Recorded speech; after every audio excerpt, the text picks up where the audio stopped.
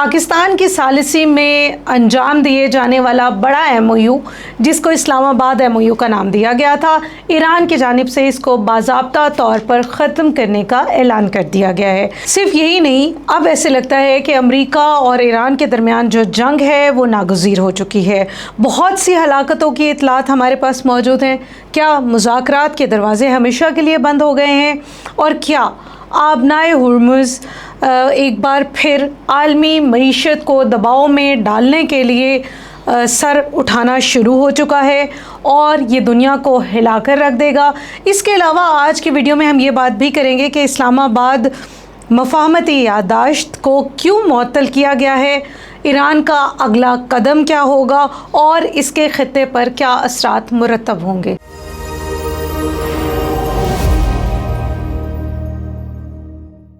السلام علیکم، میرا نام ہے صوفیہ صدیقی اور آپ دیکھ رہے ہیں توارے پاکستان۔ توارے پاکستان کے اس پلیٹ فارم سے 24 گھنٹوں میں ڈیولپ ہونے والی دنیا بھر کی اہم سچویشن ہم لے کر آتے ہیں آپ کے سامنے، اور اس وقت ہم اسی حوالے سے بات کریں گے۔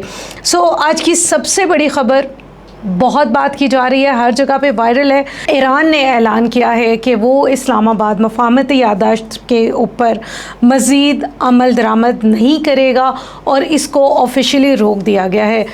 ایران کے سپریم لیڈر مجتبیٰ خامنہئی نے اس کی اجازت بھی دے دی ہے اور انہی کی ایما پر یہ بڑا فیصلہ کیا گیا ہے۔ ایران کے نائب وزیر خارجہ قاسم غریب آبادی نے اس بات کا اعلان کیا ہے اور انہوں نے کہا ہے کہ اسلام آباد مفاہمتی یادداشت کے تحت اپنے وعدوں پر عمل درآمد کو ایران نے معطل کر دیا ہے۔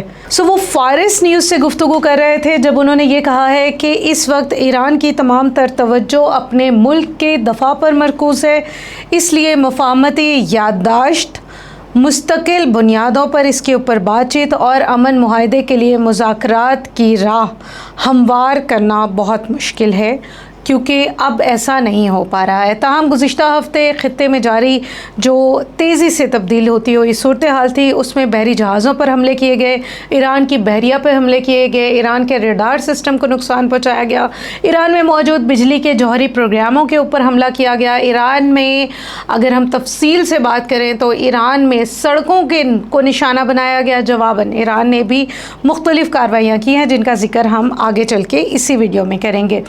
گزشتہ ہفتے آبنائے ہرمز کو دوبارہ سے بند کیا گیا، ایران کی جانب سے تجارتی ناکہ بندی کا دوبارہ سے آغاز ہوا، بعد میں یہ تصادم آگے کی طرف بڑھتے ہوئے ہمیں دکھائی دیے۔ اسی دوران ایران کی جو وزارت صحت ہے ان کی جانب سے نئے اور تازہ اعداد و شمار جاری کیے، جو کہ 6 جولائی کے بعد امریکہ کے جانب سے کیے جانے والے حملوں کے نتیجے میں 5 خواتین شہید ہوئی ہیں، 18 کے قریب کمسن بچے ہیں جو اپنی زندگی کی بازی ہار گئے ہیں۔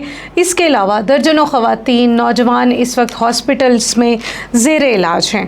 ادھر ایران کا جنوبی صوبہ خورستان، اس کے بارے میں ہم بہت زیادہ اسلامک ویڈیو میں سنتے رہے ہیں۔ خوزستان کے حوالے سے ایک اہم اطلاع موجود ہے۔ ان کے صوبائی حکام کے مطابق امریکہ نے گزشتہ 10 روز میں اس علاقے کے 12 شہروں میں 95 حملے کیے ہیں، جن میں 8 شہریوں کی ہلاکت ہوئی ہے۔ یہ صوبہ حالیہ کشیدگی کے دوران امریکہ کے نشانوں کا اور اہداف کا اہم مرکز رہا ہے۔ دوسری جانب ایران کی اعلیٰ فوجی حکام ایسے بیانات دے رہے ہیں جس سے کشیدگی بڑھتی ہوئی دکھائی دے رہی ہے۔ وہ یہ کہہ رہے ہیں کہ ہماری پوری توجہ ہمارے دفاع کی جانب مرکوز ہو چکی ہے۔ رہبر اعلیٰ کے فوجی مشیر محسن رسائی نے ایک انٹرویو دیا ہے اور انہوں نے کہا ہے کہ اسلام آباد مفاہمتی یادداشت کی مبینہ خلاف ورزیوں کے بعد اب ہمارے لیے مذاکرات کی پالیسی ممکن نہیں رہی ہے۔ ایرانی پاسداران انقلاب نے دعویٰ کیا ہے کہ انہوں نے کویت، بحرین، اردن اور امریکی فضائی اڈے جو ان کے موجود تھے ان علاقوں میں ان کو گزشتہ 24 گھنٹوں کے دوران بھی نشانہ بنایا ہے۔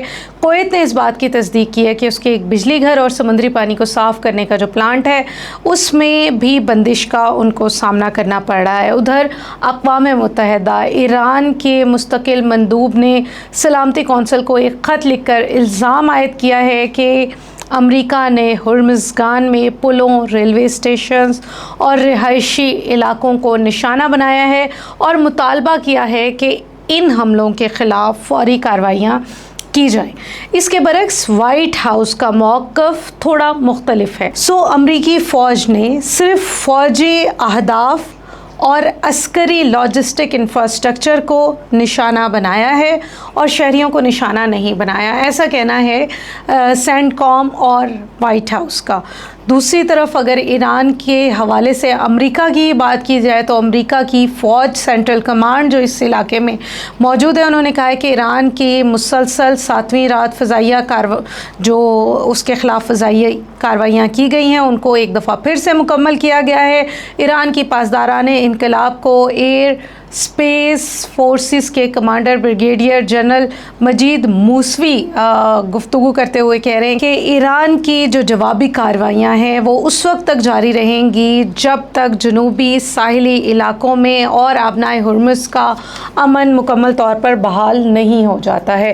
اسی دوران ہمارے پاس یہ اطلاعات بھی آ رہی ہیں کہ ایرانی بحریہ ایک بڑا دعویٰ کر رہی ہے اور انہوں نے کہا ہے کہ انہوں نے ایسے 4 جہازوں کو روکا ہے جو امریکی معاونت میں آبنائے ہرمز کو عبور کرنے کی کوشش کر رہے تھے۔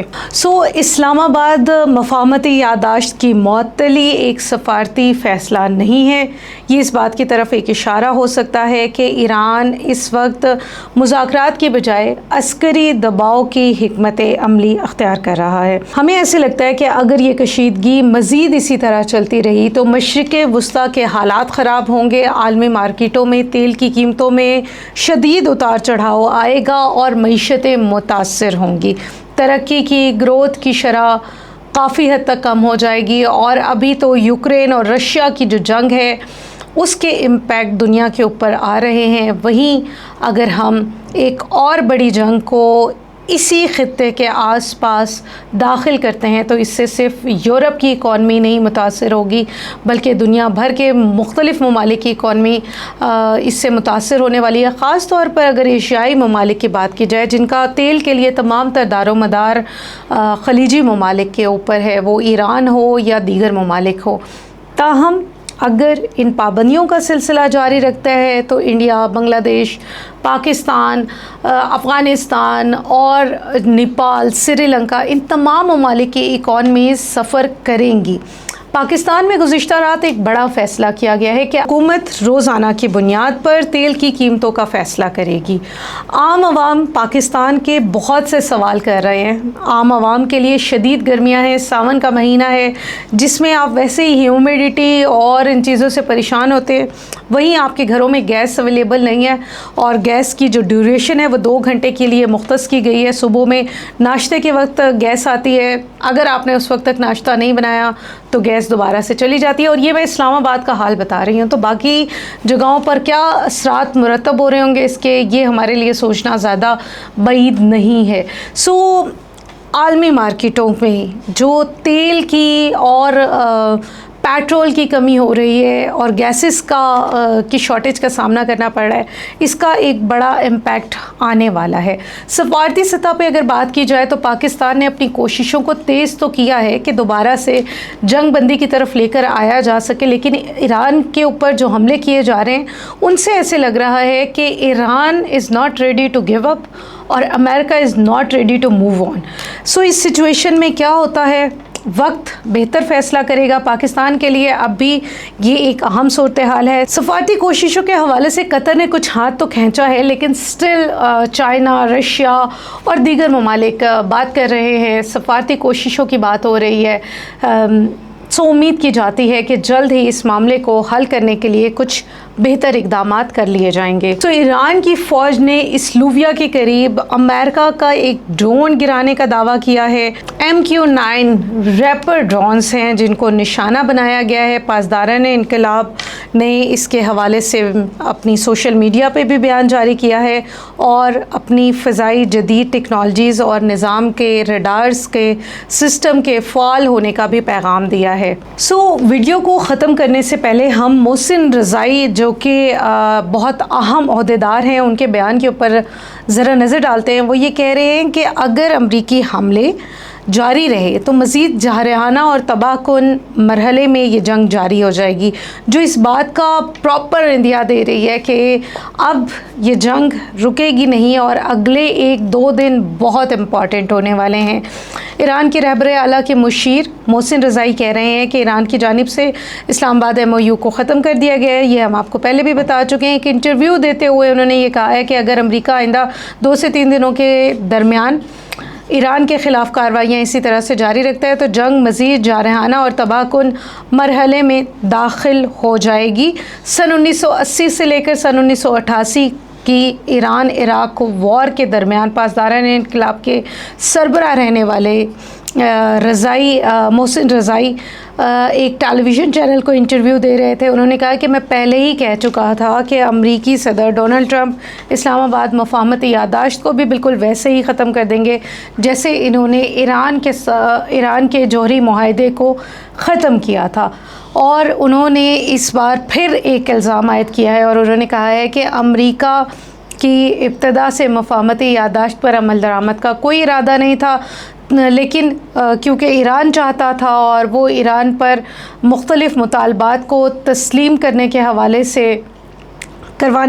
سے دباؤ ڈالنا چاہتے تھے، تو اس لیے انہوں نے یہ سلسلہ جاری رکھا ہے۔ محسن رضائی کے مطابق اگر پاکستان کے وزیر اعظم شہباز شریف اور قطر کے امیر کی موجودگی میں تنازعات کے حل کے لیے ایک مشترکہ کمیٹی قائم کی گئی تھی، تاہم امریکہ نے کبھی ایسی طریقہ کار سے رجوع ہی نہیں کیا کیونکہ انہیں معلوم تھا کہ معاہدے کی خلاف ورزی پر ان کی مذمت کی جائے گی، اس لیے انہوں نے اس جنگ میں بھی مذاکرات کی پالیسی اختیار کی تھی۔ یہ بہت امپورٹنٹ پوائنٹ ہے اگر آپ سمجھیں تو۔ امریکہ کے حوالے سے ایران بار بار یہ کہہ رہا تھا کہ یہ مذاکرات نہیں چلیں گے، اور ہم سب پوری دنیا میں یہ کہہ رہے تھے کہ it's the Israel who doesn't want کہ یہ مذاکرات آگے چلیں، اور اسرائیل ایز این سپوائلر بہت اہم کردار ادا کرے گا، اور اب وہ تمام کردار ہمارے سامنے آنا شروع ہو چکے ہیں۔ اس کا امپیکٹ بھی ڈیولپ ہو رہا ہے اور خطے میں اس کی بڑی امپورٹنٹ سیز ڈیولپ ہو رہی ہیں۔ پاکستان کی جو سفارتی کوششیں ہیں ان کے اوپر اگر نظر ڈالا جائے تو پاکستان نے کویت کے جو وزیر خارجہ ہیں ان سے پاکستانی وزیر خارجہ Ishaq Dar, deputy prime minister بھی ہیں، ان سے بھی گفتگو ہوئی ہے۔ خطے کی کشیدہ صورتحال کے اوپر بات چیت کی گئی ہے۔ کویت کا پاکستان نے کنڈیمنیشن تو کی ہے کویت میں جو کچھ ہو رہا ہے، اس کے علاوہ تازہ ترین جو صورتحال ہے اس کے اوپر بات چیت کی گئی ہے، بالخصوص موجودہ کشیدگی میں اضافے کی وجہ سے جو اثرات ڈیولپ ہو رہے ہیں ان کے اوپر بات کی گئی ہے، اور کہا گیا ہے کہ اگر سفارتی سطح پر ان معاملات کو دیکھ لیا جائے تو یقیناً یہ خطے کے لیے بہتر سمت میں گامزن ہونے کے اہم قدم ہو سکتے ہیں۔ اب قطر کی بات کرتے ہیں جو کہ مذاکرات کو ہولڈ آن کروانے میں ایک اہم ایلیمنٹ ادا کر رہا تھا۔ قطر کی اردن، بحرین، کویت پر جو ایرانی حملے ہیں ان کی مذمت کی گئی ہے، اور اس مذمت کے ساتھ ساتھ انہوں نے کہا ہے کہ یہ جو بجلی گھروں کو نقصان پہنچایا جا رہا ہے، پانی کے پلانٹس کو نقصان پہنچایا جا رہا ہے، یہ کوئی اچھی بات نہیں ہے۔ ساتھ ہی آپ کو بحرین کے حوالے سے بتائیں کہ ہفتے کے روز بحرین کے شہریوں کو محفوظ مقامات کی طرف جانے کے لیے حکومت کی جانب سے کہا گیا تھا۔ وزارت داخلہ نے ایک بیان جاری کیا ہے اور رہائشیوں سے اپیل کی ہے کہ وہ پرسکون رہیں۔ اب ہم ذرا پاکستان کی بات کرتے ہیں اسی خطے سے ریلیٹڈ، کیونکہ جنگ کا آغاز تو ہو چکا ہے۔ ہیو یو ایور تھاٹ کہ ہمارے پاس کوئی ایسی جگہ ہے جہاں پر ہم جا کر سیف ہو سکیں؟ ہاں، کچھ چھاؤنیوں میں ضرور ہوگی۔ پاکستان کی عام عوام کو سول ڈیفنس کی تیاریاں اور اس کے اوپر کام کرنے کی بہت ضرورت ہے، کیونکہ ہم نے جو 4 دنوں کا پاکستان انڈیا کا سٹینڈ آف تھا اس میں بھی دیکھا تھا کہ پاکستان میں سول ڈیفنس بالکل بھی تیار نہیں تھی۔ عام لوگ میزائل کو اڑتے ہوئے تک دیکھ رہے تھے، لیکن دیز آر دا سٹوریز جو پاکستان میں اکثر ڈیولپ ہو ہی جاتی ہیں۔ تاہم ان تمام انفارمیشن کے ساتھ آج کی ویڈیو کا اختتام کریں گے۔ اتوار کی رات بھی ایران کے لیے ایک آسان رات نہیں ہونے والی ہے، ایسا بیانات سے لگتا ہے۔ امریکہ سے خاموشی نظر آ رہی ہے، لیکن یہ خاموشی کسی بڑے طوفان کا پیش خیمہ ہو سکتی ہے۔ ایران اور امریکہ دوبارہ مذاکرات کی میز پر آئیں گے یا نہیں آئیں گے؟ یہ جنگ مزید طوالت اختیار کرے گی یا نہیں کرے گی؟ ہمیں کمنٹ میں بتائیے۔